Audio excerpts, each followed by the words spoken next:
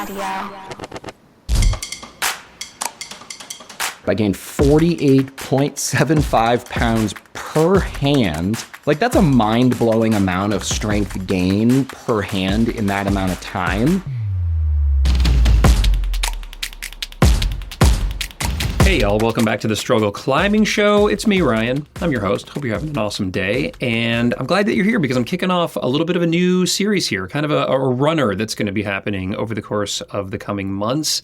And that is a focus on weekend warriors. That's right, the real heroes of the climbing world, those of us who are busy as shit all week and then get after it on the weekend. Or in my case, I'm kind of busy as shit all the time, and then I just get after it whenever I can. So weekday warrior, weekend warrior, whenever I can fit it in, and you may be the same. And this series is about and featuring actual weekend warriors who are doing amazing things to level up their training, their performance, and everything in between. I'm going to be focusing on a different weekend warrior each one of these episodes. I'm going to do one a month for the foreseeable future.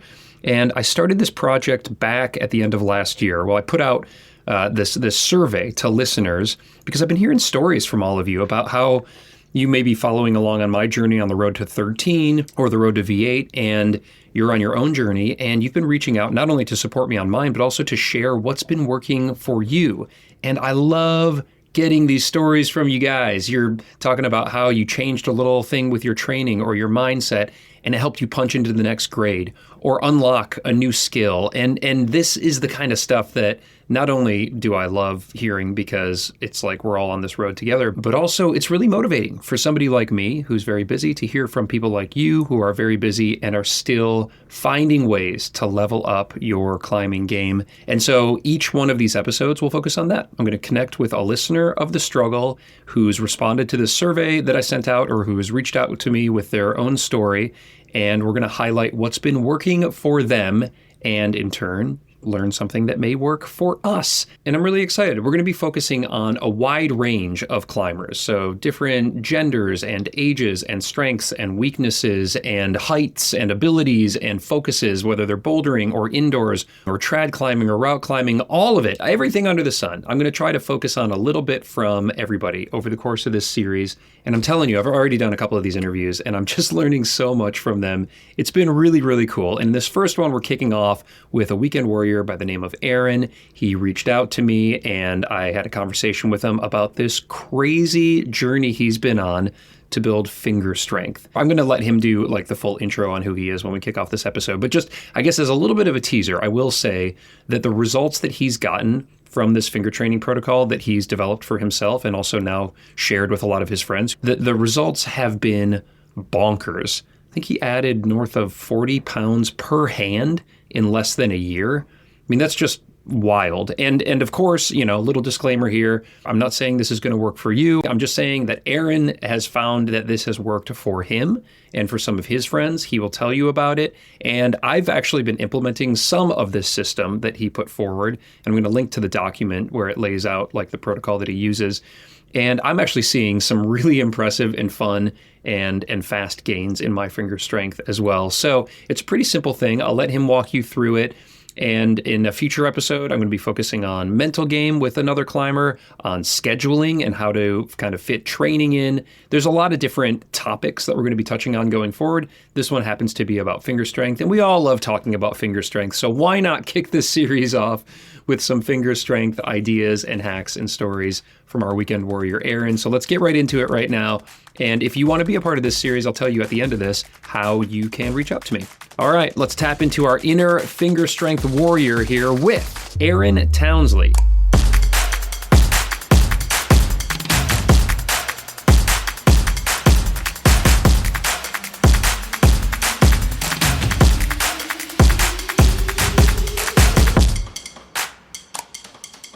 I guess before we dive into what you've been doing, like what this is that's helped you break through in your training, why don't you tell me a little bit about yourself just as a human and as a rock climber? Yeah, so I'm Aaron Townsley. I'm just a regular dude. I'm just a climber. I moved out here to Ten Sleep with my wife about 4 years ago. It's our favorite sport climbing destination. We met and lived down in Phoenix, Arizona for many years together. She's a Phoenix native and I had lived there for 20-something years. And had just spent all my time, I started climbing around the age of 22, so it's about 13 years ago. As soon as I got into it, I was so hooked. I grew up in the mountains, skiing and snowboarding were like my biggest life passions prior to finding climbing. I've played sports, all growing up as a kid, and things that challenge me in unique ways that I perceive I'll never be able to master, but will be able to continually improve at, are things that I just find so appealing. I love learning. I love, challenging myself and growing in these new ways. And climbing was awesome because it took me into my favorite places, right? I grew up in the mountains in Lake Tahoe. I've been spending my time outdoors ever since I was a little kid. And it just gave me the ability to do that like way more, and not just go spend time in those places, but then have this, really fun pursuit. So that's a little background on myself. We now run the Bighorn Climbers Coalition up here. My wife and I do. She's the president of the board. She's far more qualified to do that than I am. Yeah. I signed on specifically I run our anchor and bolt replacement program up here. That was kind of a way that where I'm at in my climbing, I wanted to give back to spaces that I feel have kind of, been very meaningful to me. And so that was something that I took on was, hey, I want to take care of it through love of the actual, the crag, the wall, the bolts, anchors, all of that stuff, the trail systems, etc. Cool, man. Well, thank you for doing that. That's awesome. Yeah, somebody's got to do it, right? Yeah, for sure somebody's got to do it. And hopefully a lot of people are doing it. I've done a little bit of it myself. It's a lot of work. There's expense, there's time, and there's effort that goes into it. And every time I get on a route that's got some nice new bolts on it or new anchors, I'm really grateful for those like yourself and the organizations out there that are doing it. So thank you for doing it. And congrats on your journey. I mean, it sounds like you've made really intentional decisions in your life to help you put yourself, you and your wife, in a position to be able to pursue this passion of climbing that you love so much. And as part of that, of course, for those who get bit by the bug like we do, who get as obsessed with that experience, is we often start looking at progression and wanting to progress, and whether it's moving up through grades or different routes or different styles. And it sounds like at some point you were either hitting a plateau or unhappy with where you were at, and you started to experiment with different training modalities. So I'd love to hear what brought up, kind of like where were you in your climbing that sparked this exploration into, a new way to train your fingers? Yeah, well, if you don't mind, I'd love to share first just the results, because they're so mind-blowing in the time frame that they happened, and then take a step back and talk about kind of where I was at in my training history and kind of how, what led me there and how that happened. Hit me with dessert first, but then we'll go back. We'll have exactly the cherry on top. So over the last 15 months, so about 2 years ago, I started training my fingers, or was working on coming up with this new way to train my fingers. And over the last 15 months, I've tracked progress on a 20 millimeter edge. This is all done on a tension block. Testing for PRs anyways is like a max pickup. In my open forefinger or chisel crimp, is what some people call it, I gained 48.75 pounds per hand in 15 months. In my half crimp, which has always been like the bane of my finger strength, my weakest grip, I gained 40 pounds per hand, a 20 mil edge in that time period. And then 3-finger drag, like 30 to 40 pounds. And that's only because I didn't do a max test before I started the first cycle of it. But after that, 30 pounds of progression. And that's a mind-blowing amount of strength gain per hand in that amount of time. And what's even crazier is that in that 15-month period, I had 3 totally unrelated to rock climbing, like procedures or surgeries that took me away from being able to train and load my fingers during that 15-month period. The most important to call out is a wrist surgery I had in June of this last year. That was from an old snowboarding injury like 13, 14 years ago. But I mean, that took me out. I couldn't load my fingers for like almost 4 months after that wrist surgery. So really, we're talking about like kind of under a year's time frame of actual loading time to hit those numbers. And that's just insane. Yeah, I mean, that is insane. Like honestly, just like 40 or 50 pounds per hand just to lift in general is pretty freaking good, to be perfectly honest, for a lot of climbers. So you're adding that on top of, and so what was that like as a percentage, or what was your baseline? So you added 40 pounds or whatever it was to what? Yeah, so let's go. So my strongest grip, my open four-finger crimp, when I tested, and then started from that point on where I set that 15-month mark, I was able to pick up 140 pounds with each hand at that point. Got it. For reference, I'm a pretty big guy. I'm like 6'3" and a half, maybe 6'4" at a good day. And I'm like 100, and I go between about 185 to 195 pounds, depending on if I'm trying to make big gains in my weight training, or if it's like summer and I'm, climbing, as much as I possibly can. But I'm like a pretty big guy in terms of weight.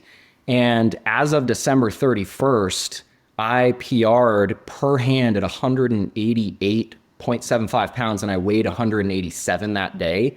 So that's like a life goal achieved, literally for me anyway, that I thought would take 10, 15, based on past progress of training, I thought would take a really significant amount of time to get to that 1-to-1 per hand ratio, that golden, I know there's tons of people out there that can do this stuff, but for me, finger strength has always been one of my biggest weaknesses. And it's been something that has taken a long time to make gains in, and the progress was always very slow. And I have a pretty in-depth loading history.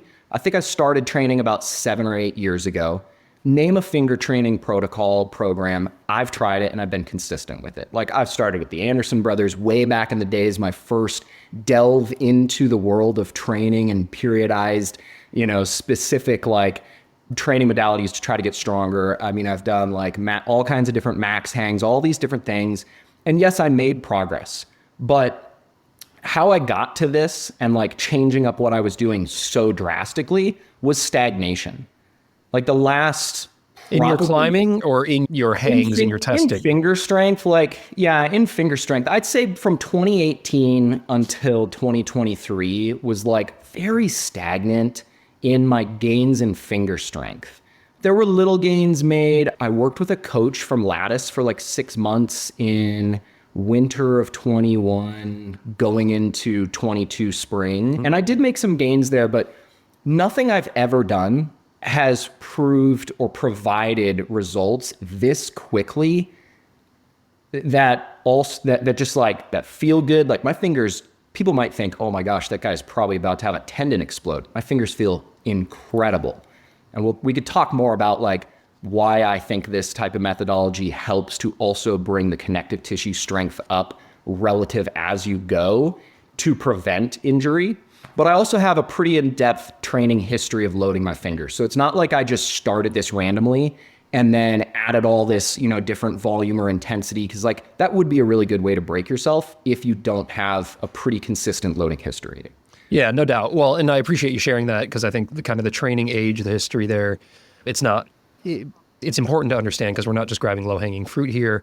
Yeah. And also starting at 140 pounds per hand or thereabouts on at least the strongest grip is really high. It's higher than I can pull right now currently myself, as somebody who, just recently broke into 513, but I'm more kind of a mid to high 512 climber, and finger strength has certainly been a struggle for me. I don't know if I'd say I was stagnating, but the gains have been slow, steady, but slow. Maybe I'll put on 5 or 8 pounds of finger strength per hand per year or something like that, kind of ticking up year over year. And so to hear in about the same amount of time, you put on 40 to 50 pounds per hand is insane. Yeah. I mean, it's almost hard to believe, but I don't think you're lying to me. So I do want to understand. I have videos. I have videos to prove. Yeah. I mean, look, we're proceeding here under the presumption that this is a real thing. And so I want to check the work though. And you're not a trainer. You're not I don't believe, any sort of expert in physiology. You're not, the next Dr. Tyler Nelson who's exploding onto the scene. But it sounds like you've studied all of the programs out there, tested them from one way or another on yourself along the ways, and maybe came up with some cherry-picked ideas that you thought could work for you to essentially break you out of this kind of stagnation or this plateau that you were at with your finger strength. So how did you devise this program? And if it makes sense, to break it down, let's understand what it is that you were actually doing. Yeah. And just a quick call out is I'm not a paid coach, But this has been an area of interest. Sports science, strength training, hypertrophy training has been something that has been a big interest area of mine for a very long time. So it's something that I've spent a tremendous amount of time, both outside of climbing and specific to climbing, keeping up with, following along, diving into some of the white papers as needed here and there, mostly following what the top coaches and what their athletes are doing, and trying to mirror some of that. And most importantly, just keeping up on that. Knowledge base is something that I am very passionate about, and I do have a fairly in-depth kind of knowledge base on. But no, I'm not a coach. I've done some light programming for friends, like who were struggling in a certain area here or there, never done it for money. And I'm just a guy who knows some things, right? Like, cause it's an area that I'm passionate about. But to to dive into it, like I'm in this stagnant place. I'm kind of annoyed. It's the winter of 22 going into 23. And I'm looking to make some serious gains. I had just put a home wall in it. Well, I just put a proper board in our house. We kind of like, when we moved up here, we budgeted knowing that we were moving to an area with no climbing gym, and we put a kilter board in our house. Yeah, cool. I was, training on my board, and I was looking to make these gains, right? And so anyway, Tyler Nelson, who you mentioned and many people are familiar with, super knowledgeable, awesome guy. Met him in his clinic back in 2019 to help me with some elbow issues I was having at the time. But at that time, he was kind of popularizing on social media this new concept and idea of these recruitment pulls. So these super isolated, so this would be your overcoming isometric. So this is super isolated to the finger flexors. You are, I think the best way to do them, and he has videos, I've got some links to some of his videos that I have in this kind of white sheet that I shared with you, this piece of outline paper.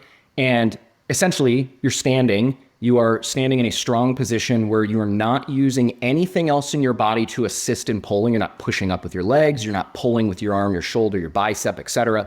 You're just curling your fingers against the edge. So I started doing those, and I started seeing some pretty cool gains over what I would call a pretty traditional like strength training cycle, which is typically 6 to 8 individual workouts of that specific workout. I saw like a 20 to 25 pound gain, and I was measuring this on, like a tin deck. You could do it with a crane scale, whatever. And I was like, oh man, like I felt it in my bouldering, I felt it in my climbing, and I was like, and I could see it. I was literally writing this. I was doing construction on that room at the time. So I have these like written down on the bare studs of that wall, as well as logged on like a notepad. But anyway, around the same time when I was doing this, I was so tired of warming up on a hangboard. I've always done, years ago, I adopted warming up, my fingers on a hangboard, whether it's at the crag, whether it's at the gym, always. And that's its own can of worms that I think everybody should be doing, like properly. But I was only warming up to say 90 pounds, like relative to where I could pull, at least when I tested. It was not super high in intensity, maybe like 70%, something like that. Right. Around this time, I started making a more intentional effort every time I climbed to warm up to like 90, 95%. And I wasn't doing any that was just the warm up, and then I would do these recruitment pulls.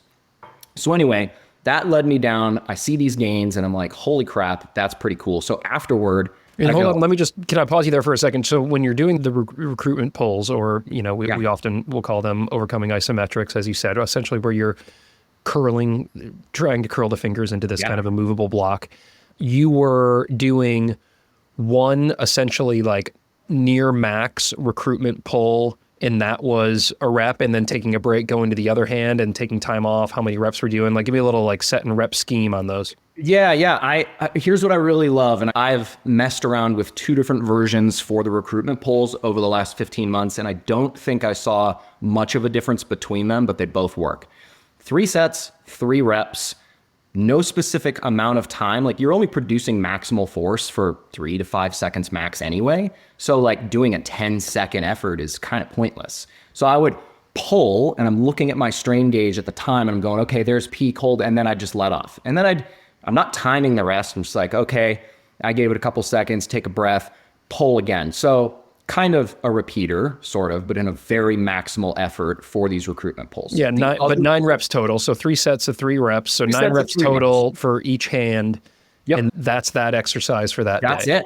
Like really low volume, super high intensity. And I was only doing that like 1 day a week, maybe 2 times a week. But I would do that after my warm up.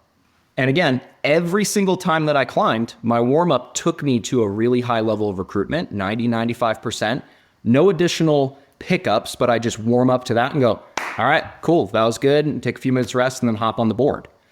And then, so after That's the overcoming isometric. yes, that's the style. RPs, the recruitment polls. Got it. Okay. I think were kind of, popularized. And then you were doing that in multiple grips, or you're just curling. It's like a half crimp that you're just trying to curl your fingers. Yes, the latter of the two. I was doing it in half crimp because it's my weakest grip and that was my area of focus that I was so fed up with how weak in comparison it was to like my open crimp and how weak it felt in my climbing. So I was doing half crimp. I'll talk more as this goes on because there's like some cool details on cycling between the grips that I've done over the last 15 months to see these gains. But anyway, at the end of that cycle, I see these gains and I'm like, man, that's cool. So then I'm just like, all right, let's take a little time off. You can't just go right back into the same thing and see the same gains, right? Like that's just not how neurological adaptation works. That's why, you typically go 6 to 8 individual pure strength workouts and then you switch things up.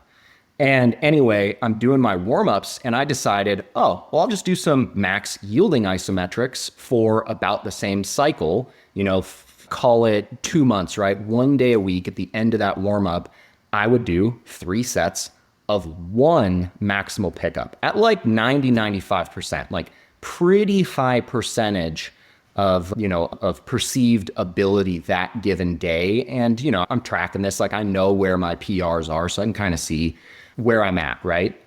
And so this is, again, just for the vernacular, we're talking about like the eccentric, where essentially you're lifting something up, you're using your whole body, you could be using legs, shoulders, arms, whatever, and you're essentially trying to hold the grip in its position and not let your fingers open under the load.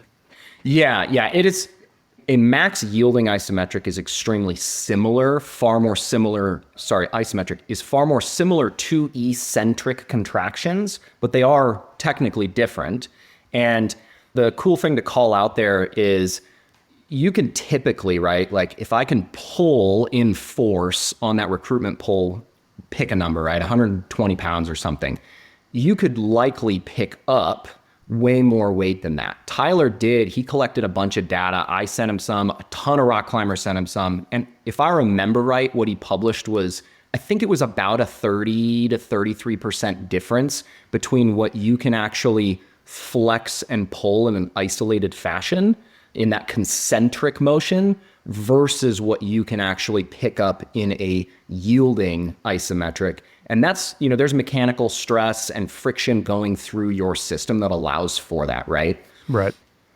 Yeah, and I have talked with him on that. And so like I think the concept is another visual picture for the listener, if you're still scratching your head here, is like you can lower down from a pull-up bar with far more weight on your body than you could lift yourself up, like do a pull-up. The pull-up always fails on the pulling up part, not on the lowering down part. So it's very similar mechanics with the fingers. Absolutely. Yeah, absolutely. Okay, so then you started doing this because you're like, well, I'm not going to do the curls right now. I'm going to take a break from that. I did my 8 sessions of that. Now I'm going to do these lifts. And you're saying it's just 3 reps. Or 3 single set, rep sets. So 3 near max pickups. Or we're using a force gauge? No. You could do it on a force gauge and use your whole body to pull and gain that additional effort, right? But I like picking the weight up. Like I like going into the gym or in my home gym or whatever, and I like loading weight up. And to be clear too, I start at a really low weight and I progressively work up. And I think that's really important when we talk about warming up. Like for reference, can pick up almost 190 pounds per hand. And I start at 35 pounds. And then I jump to like 60 or 70. And then I jump by like 15 to like 85. And then maybe another 15 to 100. And then from there, it's like 10-pound increments until the last short bit, which may drop into 5-pound increments. And when I do that warm up, I'm cycling between each 3 primary grips for every pickup so that I'm getting that recruitment, and then in each of those grips. So I do open 4, then I do half crimp, and then I do 3 finger, and I switch to the other hand. And in between all those pickups, like when I do my warm up, I do some stuff that Tyler had showed me for helping with the upper body and elbows. I do isometric lock-offs for the upper body at 120 and 90 degrees and different grips, one arms of that at the end of it. I do some stuff that the coach at Lattice had kind of given me, these isolated one arm hangs from a bar, shoulder scapular retractions, right? And isometric holds of those things that, help with my warm up. But so you're doing a full, just in terms of kind of for efficiency's sake, because we're all busy people, you're doing these lifts, but you're also going around the circuit and warming up the whole body. Moving. Yeah, right. During this warm up, I'm basically constantly moving. I'm hanging from the arms, and then I'm going and I'm doing a couple pickups, and then I'm, doing the shoulder hangs, and then I'm doing all this, right? Because time's valuable, Yeah, but in terms of the pickups themselves, while the working sets, if you will, at near 100% was only 3. You're doing, how many would you estimate? 10 lifts, 15 lifts, 20 lifts to work up? Because you're doing, it's probably even more than that, because you were doing each grip starting at 35 pounds all the way up to near 180 pounds. You're doing open, half, and drag, right? For all of those weights. So while the working sets, if you will, is like 3, there's like 30 or something reps leading up to it. Something like that. And they're like, they're super quick. Like I pick it up, I get it off the ground, I put it down. I pick it up, I get it off the ground. And all of the lower weight ones, right, until you get to like 70% or something, it's not like those are really very fatiguing at all. And again, granted, I have a pretty in-depth loading history. So this amount of, you could say, well, that sounds like a lot of volume. The training portion of it is a very low amount of volume when you talk about getting into like that 90 or 85% plus zone. That may totally equate to maybe 5 reps, right? Because if I warmed up to, let's say, 160 pounds, and then I went, well, that feels a little heavy today for the working set. I'm going to drop back down to 155, and I do 3 reps at 155. Well, that's 5 pretty maximal attempts because I already hit 155, then 160, then 3 reps at 155. So 3 to 5, but at the weight that I choose to do the work, just 3. And I know that a lot of people out there, a lot of coaches and people may say, that's not enough volume to get an adaptation signaling. I think my results will speak to the difference of that. And also there is all of that additional 80, 85, 90, 95, back to 90 or whatever it was that is technically, yes, all at a high enough level to be additionally giving me that recruitment signaling. Yeah, and I think it was just recently, in fact, Tyler Nelson shared a paper that I don't know if he was a part of it or he was just citing it, but essentially that the adaptations that one can get maybe even come at a lower percentage rate than we had originally thought. And if you're at that 60, 70, 80, somewhere in that zone, you're likely to get a huge benefit on the adaptation. And maybe they don't all have to be, at near max. And so yours was in effect as that. So having a warm up, and I'll put that in quotes because it's more of like an extended warm up. Not only is that it is good for warming up and like injury prevention, because they say, somewhere around 100 moves of gradually increasing load is like what a real proper warm up should be for rock climbers. It's less than that, but if you're also messing around on the wall and doing other body things and pull-ups and all that, it's all part of it. But you're also getting some stimulus, some significant stimulus probably in that. And so then you would do those 3, the final 3 of those. Were those also in all 3 grips? No. Got it. No. So here's the way that I really like laying this protocol out is a training block consists of cycle A, which is the recruitment or overcoming isometrics, and then cycle B, which is your max pickups or your max yielding isometric. I do that training block in 1 grip. Now my warm-ups, which I'm doing 3 to 6 times a week, right? Every time that I climb and before these trainings, whatever, those I do all 3 grips in. But the training is specific to just 1. And then after I've done that block, then I cycle to the next grip.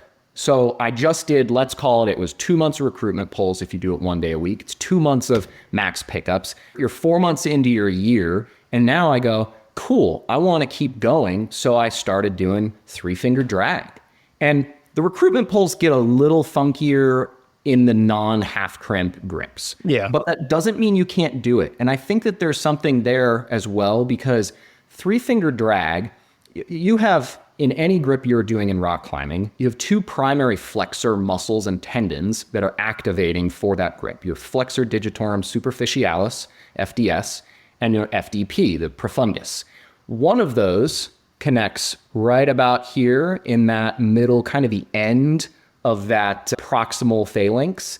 And the next one, the FDP, goes out into, I like to call it, goes out to the point. It goes all the way out into that distal, that furthest out phalanx. Right. And the 3-finger drag, right? If you hold your finger straight like this and you just try to flex just the top portion, if you think about doing a recruitment pull in a very straight finger grip, well, you're working that a good bit more. You're also, of course, engaging the other one, but I think it's going to help by isolating those a little bit differently than just doing your half crimp, which of course works both, but it's kind of easy in my opinion. If you ever see people half crimping and you see like a huge amount of flexion in that last digit, that dip joint, in my opinion, I think a lot of that comes not just from the anatomy of it and how much stress you're putting on it with the edge size, but also that you're using that FDS, which attaches just shy of it, to really pull down there as much as possible.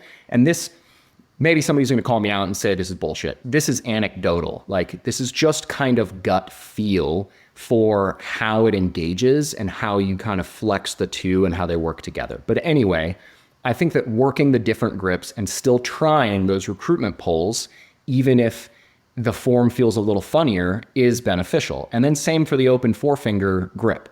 And an interesting point on that is that I could tell that my index finger was the weakest link in my half crimp. Like, that's what wants to open. My back 3, man, rock solid. Like, those feel so locked in, but it's that front, it's that index.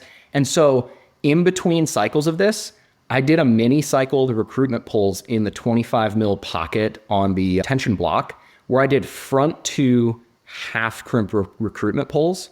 So I did like 6 or 7 of those workouts. I shit you not, I came back and my 4-finger max pickup in half crimp went up by like 15 or 20 pounds.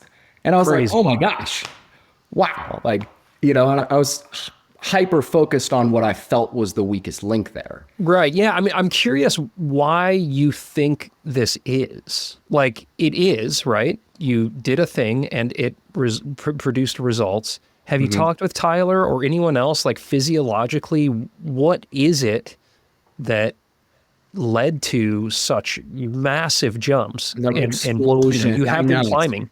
It's crazy. I actually have been meaning to email. I have a draft email that I've been trying to finish and send to Tyler for some time now. It's so busy. We're moving to another house. I'm building a different, addition onto it. So I've been so busy. I haven't had like a ton of free time to just jump into these things. But there's a couple things that I think are unique about training this way. And what I mean is, like, none of these things are new, right? I didn't come up with the overcoming or the yielding isometric or, or working out your fingers in this way. But I think cycling between these two, and then I think some of the real sauce on top is that really high level of recruitment in the warm-up really, really frequently.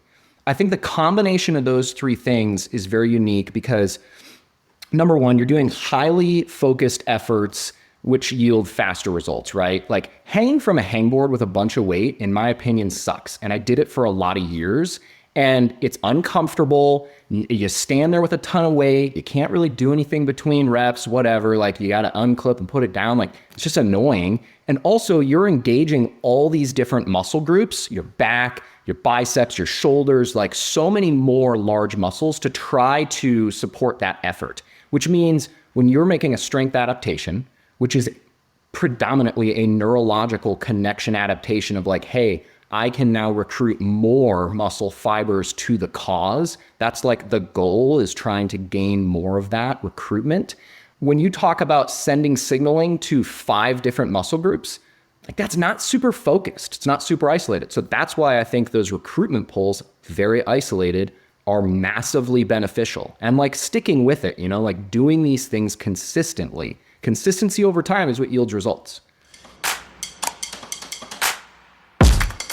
Quick shout out to our friends over at Scarpa who have been sporting the struggle here for a long time now. And then me as a climber, I've been climbing in Scarpas for over a decade. My very first pair of climbing and approach shoes were Scarpa, and I love them so much. And I want to tell you about 2 new shoes that they just came out with. First, the Instinct VSR LV. You've probably seen Nathaniel Coleman and Alex Puccio talking about these. I posted a picture when I got mine. They're purple and black and white, so already winning. But what's the LV stand for? Low volume fit. So if you've got a narrower foot or you like a really technical feel to your toe box and your heel, the low volume is probably the shoe for you. It's also got this extra patch of toe rubber on the front with an aggressive texture and extra structure in the heel for excellent heel hooking ability. This shoe's super technical. It's really beautiful, and it's got that extra sticky VSR rubber on it. And then this new hiking and approach shoe that they just came out with, the Rapid, are so good. The LT's the lightweight version with recycled content and a knit upper, and then the XT is the extremely abrasion resistant version for the harshest alpine conditions. It's got a suede upper, also recycled content, and they both implement the active fit and active impact technology in those. You guys, Scarpa's been sustainably making the best adventure footwear since 1938, and they support me over here at The Struggle. Show them some love over at scarpa.com. That link is right there in your show notes. All right, y'all, just want to take a quick second here to tell you how I'm staying healthy and taking care of myself as I'm now pushing my body to the hardest limits I've ever pushed it as a rock climber. And the way that I'm fueling these gains that I'm working so hard to get is with PhysiVantage Nutrition. You all know PhysiVantage. They've been a sponsor of the show since the very first episode, and I've been a paying customer of PhysiVantage since long before there was ever a podcast. And why is that, Ryan? Why am I buying PhysiVantage products? Well, it's because they work. They're designed by climbers for climbers to help us climb our best. Every single day, I'm taking their supercharged collagen before I do like a little light fingerboard workout, like the Abrahangs that I've talked about here on this show, or before I go climbing or go to the gym. And I'm also fueling up either before or after a workout with one of their protein powders. It's like my sweet treat that I have. And the most important thing, as I mentioned, is that it works. Most coaches and doctors and dietitians are going to tell you that you should probably take in about 1 gram of protein per body weight every single day if you're an athlete and you're trying to fuel your gains. So for me, 155 grams of protein is a lot of protein in a day. And I love a whole foods diet, but I have to supplement in order to hit that goal. And I do it by using PhysiVantage. Hit that link right there in your show notes and you'll get 15% off pretty much everything over at the PhysiVantage store, or use code STRUGGLE15 at checkout to get that discount, and let's get after it. Let me just make a clarifying point here, because you had noted that you're doing that warm-up, that extensive warm-up as you're building your way up towards near 95% or even higher, it looks like, for the workout. So if you're doing it 1 day a week of these recruitment pulls, for example, you're doing that warm-up and then you're doing the working sets of those pulls. But then you said you're also using the warm-up portion to warm up for other days. Every single climbing day. Right. And so just so I understand kind of what that looks like, if you're going to be climbing outside or you're going to do a session on the board, you would do the full warm-up, and really the only thing you're cutting out would be those 3 sets at the end. Yep. The near max 3 sets. You would just do the full warm-up as you normally would with all the grips, and then you'd go climb. Yeah. Okay. So you're essentially adding, I mean, it is quite a bit of focus on the fingers. Yeah. Beyond just 1 day. There's 1 dedicated day, totally. But then there's, how many days were you doing that? So in total, how many of these warm-up sessions? 3 to 6 days a week. 3 to 6 days a week, depends on the time of year, depends on what I have going on in my work life, my personal life, etc. I'm pretty consistent, but let's just say 4 times a week, like, because there's times where I'm not climbing as much because I'm just so busy with other things. But I do have the benefit of, I live in my favorite climbing area. The first pitches are 2 to 5 minutes up the road, up to 20 to some of the other crags. Like, so I can warm up at my house before I go out and climb. Right. I realize not everybody has that ability. One thing that I implemented, I went and spent like 3 weeks in Joe's Valley with one of my best friends this fall.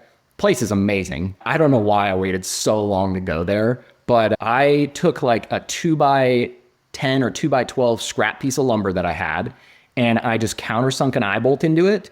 And it's probably like I don't know, 20 inches wide, and I stand on it. And so when I was out there, what I was doing was I was warming up by pulling against that and looking at my strain gauge kind of in the same fashion. Like, yeah, pull at a pretty low percentage, keep pulling, eventually working my way up to those numbers that were like, okay, I'm getting pretty high in that recruitment. And then I'd go climb. And so I was still doing that. And I know that not everybody can do it, but like I said, and like you're kind of getting at, it is a lot more regular high level recruitment of the fingers than just a 1 day a week effort. It's 1 day a week where I dedicated do the working sets, but I really do think that warming up to that high of an intensity that frequently, that's like the next point in this, why I think it's unique and beneficial, is high frequency, high intensity efforts. You're recruiting really regularly, but I'm doing kind of in reality, a low volume of it, which is, like in my opinion, safer. Volume is what typically breaks us and what our connective tissue doesn't love. Like if you think about Emil Abrahamson's no-hang protocol and the interview that was even just recently done, I think it's Dr. Keith Barr, I may have gotten that wrong. Kind of what they came up with from, these guys who are way smarter than myself and so many people other out there in terms of the actual science of the tendon adaptation is that the regularity of that adaptive signaling is really important. Now, they're doing it at a drastically different like intensity, but really high frequency, and showing that adaptive signaling that you're providing to that tendon at a really high regularity is really beneficial for making these gains. And in my opinion, for making them fast, like faster than a normal protocol where, maybe you only warm up to 60, 70%, and then you just go climb every day, right? And then 1 day a week you do, or 2 days a week you do, maybe some max hangs or something like that. So I do think that's a huge portion of this. Yeah, that frequency. And it's interesting because I've had conversations with so many different coaches and athletes. I hear in what you seem to be responding to, or what you've identified in this program that you've written for yourself, are elements that I hear from other conversations that I've had. Dave McLeod was a conversation that I had where he was like, I hangboarded 4 days a week or every day a week for, a year. And this is my grade jumped. Yeah. We jumped like 4-letter grades in his climbing. You're saying, okay, essentially you're doing it 4 to 6 days a week, depending on the season, but use 4 days a week as kind of the placeholder. For many of us, that's more dedicated finger work than we're currently doing. Usually I do it a couple days a week because I'm, doing it on like my 2 hard bouldering days and I'm trying to keep it contained. And then I'm focusing on other things on other days, on like my endurance days. I'm not doing like this intense level of a warm up, but I can see how essentially tucking it into this quote unquote warm up is going to give you the stimulus. It's going to give you some of the adaptations. It's not going to stress the system too much. Everybody's, to each their own, but at least you found that you were able to do that on climbing days and still be fine to then do a dedicated session the next day. So you're doing an A and then a B. And so it was 6 to 8 sessions of A, and then you would switch to the B, which is like the yielding. Then you would switch back to the A, which is the overcoming, but just in a different grip. Correct. And then back. And so there's essentially like 3 rounds, if you will, of this, 3 rounds of A and B, 3 different grip types, and then cycling between the A and the B. And that takes you a little over a year.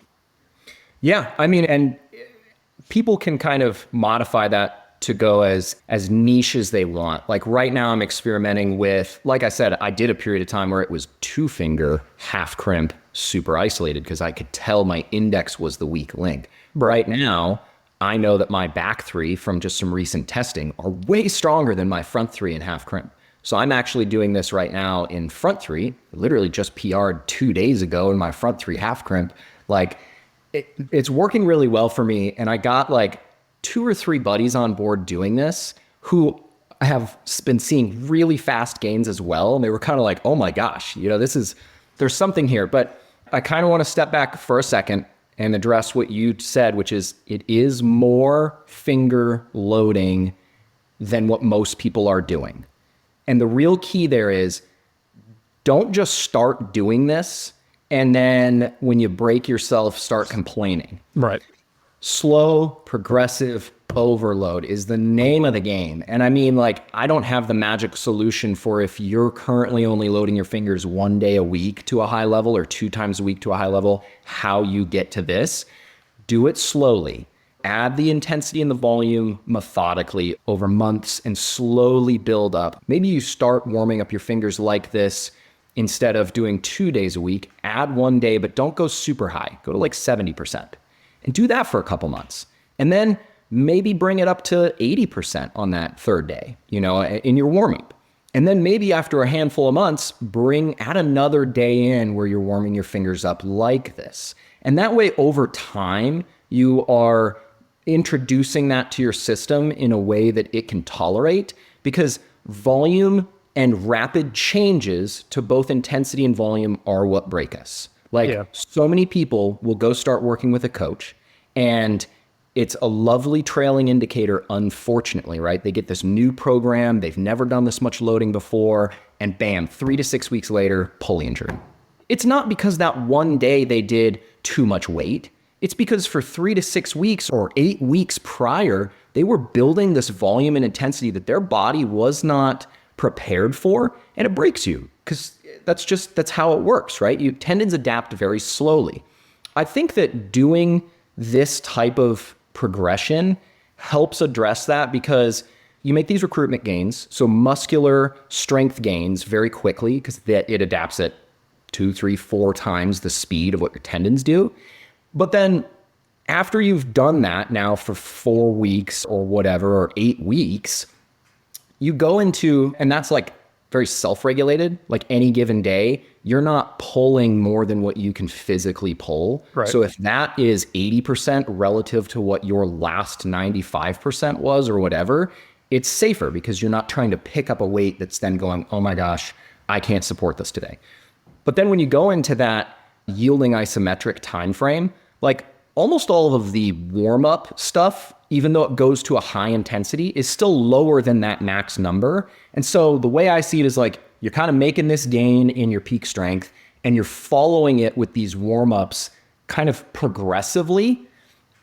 I know it's still pretty quick, but I'm telling you, my fingers feel amazing, and they're the strongest they've ever been. And I've hit life goals that like life goals. And I'm going to keep trying to see where I can go with this, because it's been so impactful. I feel it in my climbing. I haven't even really had the opportunity to see, how much this is going to change things a little bit over this last year, but we've had a ton going on in our personal lives that's kind of prevented me from trying to really, go out in a targeted way and see what I can do. Well, I am curious for that. And that was kind of the question that was on my mind, which is essentially, feats of strength are fun, and benchmarks are, test metrics are great. I try to test myself at least every 6 months just to see where I'm at. Am I going forward, backward, different interventions working or not? But ultimately, one hopes that it applies to our climbing, and that we're able to take that strength and apply it to the wall. You got a kilter there. Have you tested your climbing benchmarks? I mean, what does adding 40 or 50 pounds of finger strength per hand do to you as a climber? I'll say this. After this wrist surgery, right, took me out for a number of months, wasn't able to boulder for probably 5 or 6 months at all, wasn't able to load my fingers for 4 or 5. And, I was still doing what I could to lift weights in the gym. I was doing one-arm deadlifts because I refused to stop training. So I'm setting mini goals to see what I can one-arm deadlift. Yeah. But anyway, when I came back, I had I think I had a month, maybe 6 weeks to try to get into some form of bouldering shape again before going to Joe's Valley for 3 weeks. And in that short of amount of time, because my strength ceiling was so much higher, I basically in a very short amount of time got back to pretty much what I was bouldering. Not at peak form, but within what the upper range of what I would typically do, in a session. And then went to Joe's Valley and was sending those grades after having a huge amount of time off and not climbing.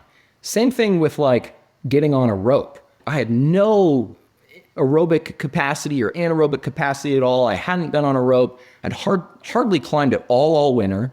Got, the wrist issue presented itself early on in the spring, had the surgery, came back, top roped like 3 times to test it out. And the first day back on lead was like stomping routes and not being pumped on them that I was shocked by. And I was like, that's gotta just be because the strength ceiling had increased so much that like I wasn't in that anaerobic zone.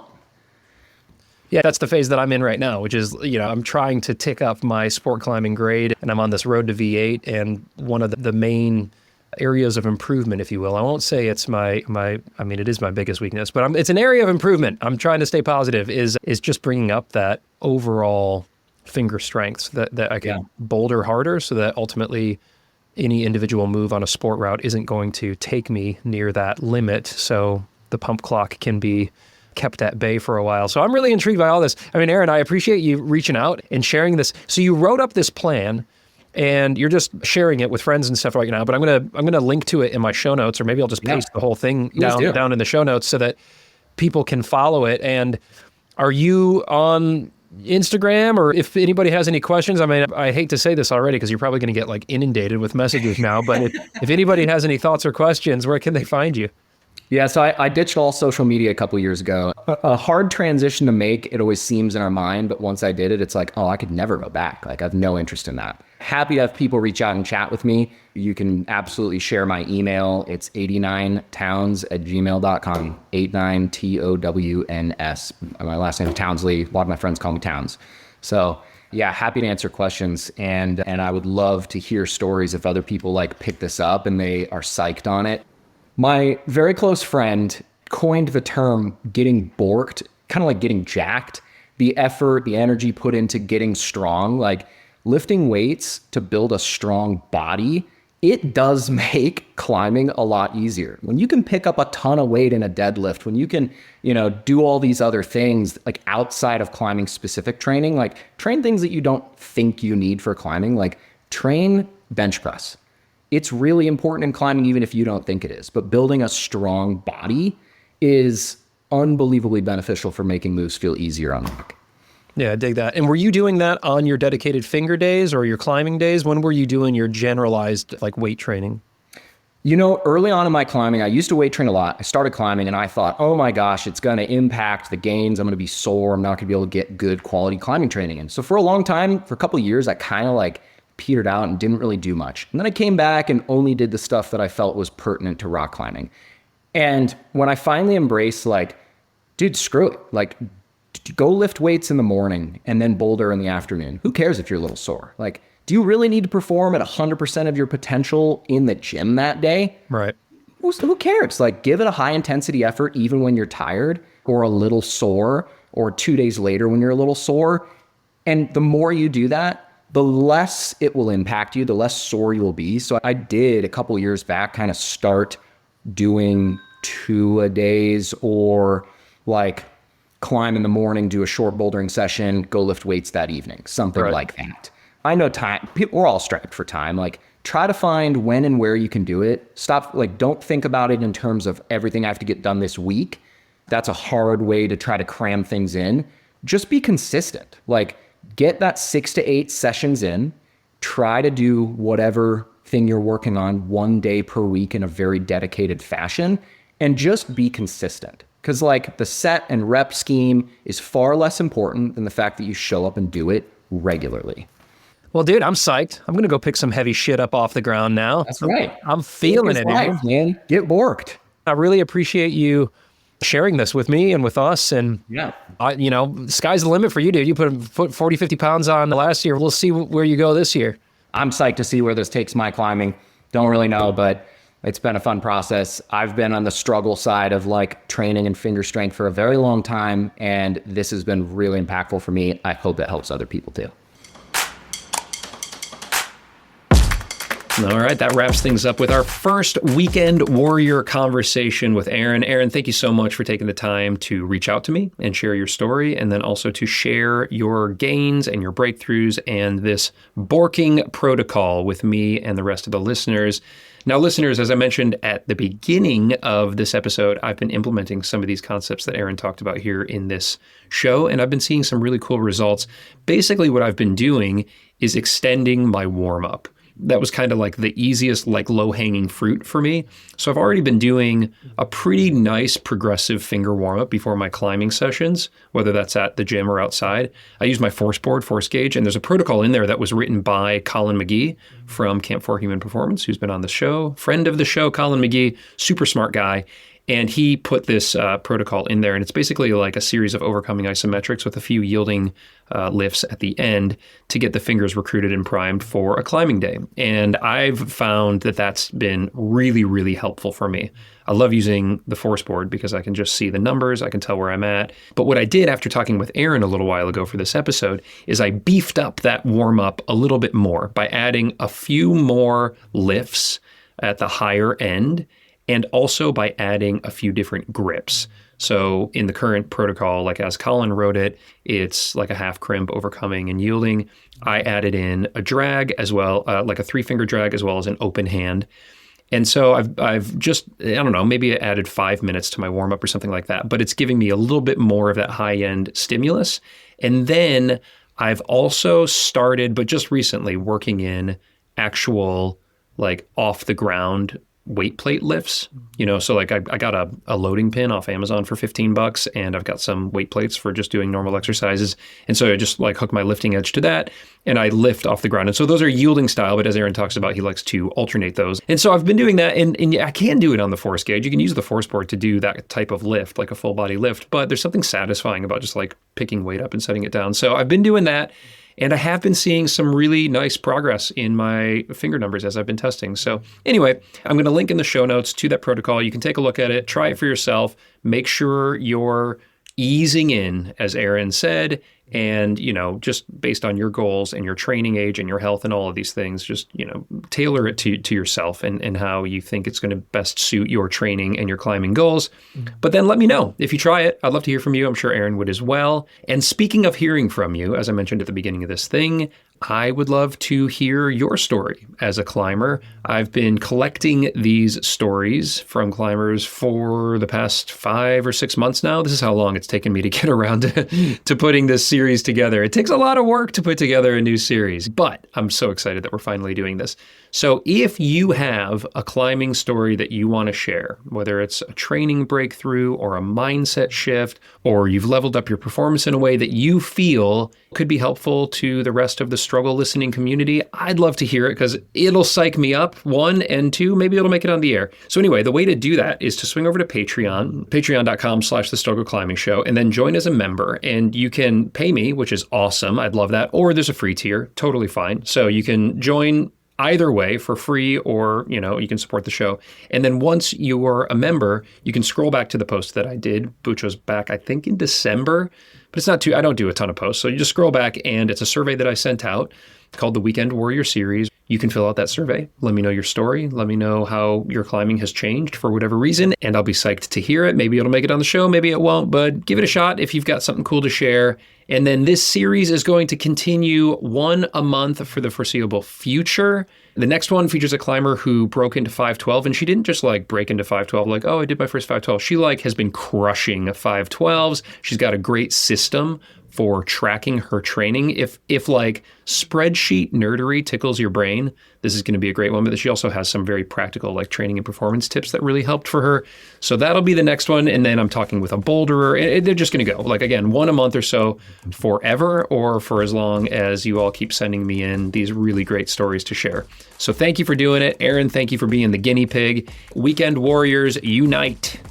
Big thanks and appreciation to all of our show sponsors who have brought you this episode here at zero cost. Way to go. You can check your show notes for links and special discounts from those guys that are only available to Struggle listeners, and there's some great discounts there, so check them all out. Actually, you can see all of the show's brand sponsors and special deals by popping over to thestruggleclimbingshow.com/deals. Hey, did you know that The Struggle is carbon neutral in partnership with the Honnold Foundation? Well, you do now, and it feels pretty good for me to write that check every month. They're doing such amazing work to bring clean energy to communities around the world. Y'all can get inspired and learn more about their amazing work over at honnoldfoundation.org, and toss them some love if you can. They're doing awesome stuff. And lastly, The Struggle is a proud member of the Plugtone Audio Collective, a diverse group of the best, most impactful podcasts in the outdoor industry. The show is produced and hosted by me, Ryan Devlin, and edited by the wonderful Glenn Walker. All right, that clips the anchors on this episode. Thank you so much for tuning in and supporting the show. If you want to do something that helps me out for zero cost, you could rate and review the show wherever you listen, or just share this with one of your climbing friends or the gym that you climb at. It really helps to get the word out there. I appreciate it. I hope your training and climbing are going great, and if you are struggling like me, well, just remember the struggle makes us stronger.